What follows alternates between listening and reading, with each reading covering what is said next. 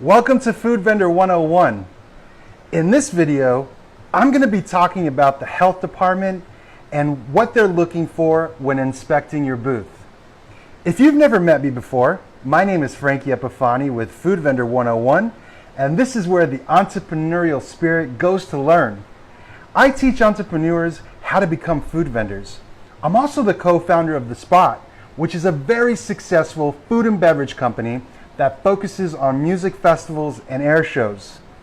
Hey guys, if you're excited to watch this video, give me a thumbs up in the comments below and let me know that you're here. As you can see, I have the ocean in the background today because I'm recording this video from Puerto Penasco, Mexico. If you're enjoying that view, definitely make sure to leave a comment. I would love to hear from you.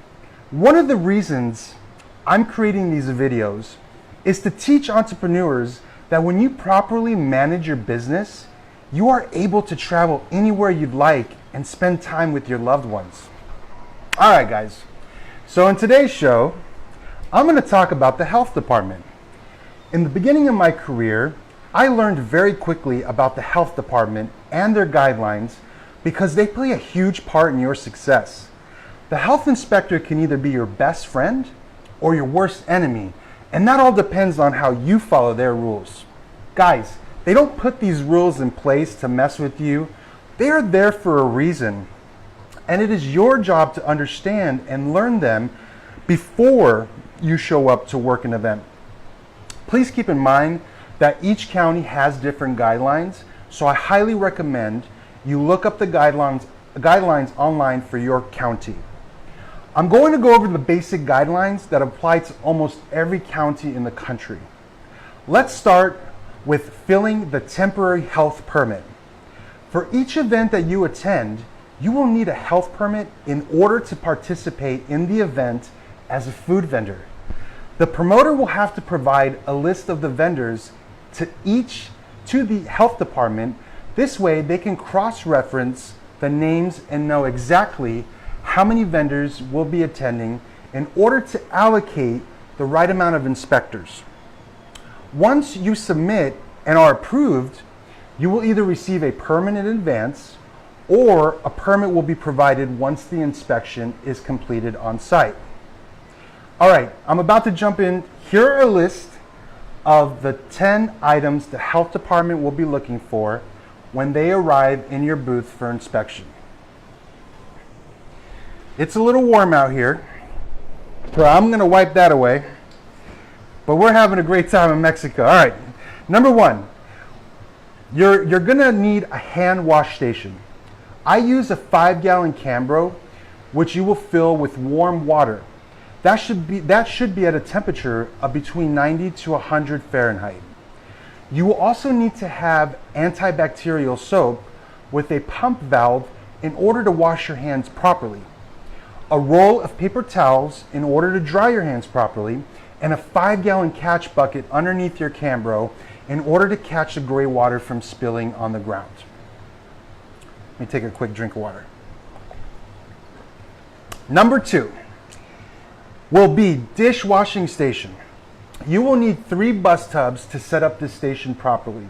You will fill up each tub with water halfway, and starting from left to right, you will need to put soap in the left tub, which we will label wash, and then the middle tub with regular water, which you will label rinse, and then the third tub with bleach, which you'll label sanitize.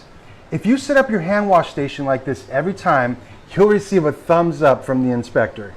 In some cases, you will find that the promoter is required to provide a 3-compartment sink for the vendors to share. Only then you will not be required to set up a 3-tub wash station behind your booth. Okay, number 3 is going to be your bleach buckets. You can typically find these buckets at a restaurant, Depot or Home Depot. I recommend that you purchase at least 2 to have in your booth. The buckets will be filled with water and a little bit of bleach and a rag. These buckets will always stay on the ground and off the counters, but will be used to keep all surfaces clean and sanitized throughout the day. Number 4 is going to be bleach test strips. The test strips are used to test the level of bleach that is being used in your rinse tub and your bleach buckets inside the booth. The test strips are super important to remember because that's the only way you can make sure your bleach levels are correct. The health inspector will always ask for them. Make sure you always have them with you.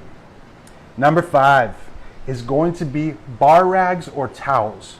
These will be important to have in your bleach buckets in order to keep your booth clean and wiped down. The health department requires a certain type of towel, so make sure you look at the guidelines. Number 6 is going to be a thermometer. In order to check the temperature of your food being cooked and food being held hot, not having a proper temperature is ground for the inspector making you throw away all the food that you have already or you have ready to serve. That's not fun. So make sure you have a thermometer. Number 7 is having hair ties for your staff with long hair. Every staff member should have their hair pulled up in the booth. Customers do not want to find hair in the food.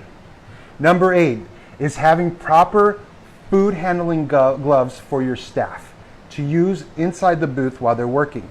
You need to make sure that your staff has properly washed their hands before putting on the gloves. Gloves are used for food that is ready to eat, so you can handle them. Number 9 is refrigeration and freezers. You will need to have commercial refrigeration and freezers in your booth. The health inspector will be testing temperatures on all the food inside your refrigerator, so make sure you have the proper power in advance. Number 10 is your hot holding equipment your hot holding equipment most likely will be using, you'll be using like a warmer or some type of a hot box, anything like that. Keep in mind that you will have to hold this between 35 to 65 Fahrenheit or degrees to keep all the food at a proper temperature. Okay guys, I hope now you understand what the health department is looking for when inspecting. If you have received any value from this video, please share it and feel free to ask me any questions in the comments below. Guys, take a look at this view. I mean, this is amazing. I'm here in Mexico enjoying this view, and this has just been great. So I appreciate you joining me on this video.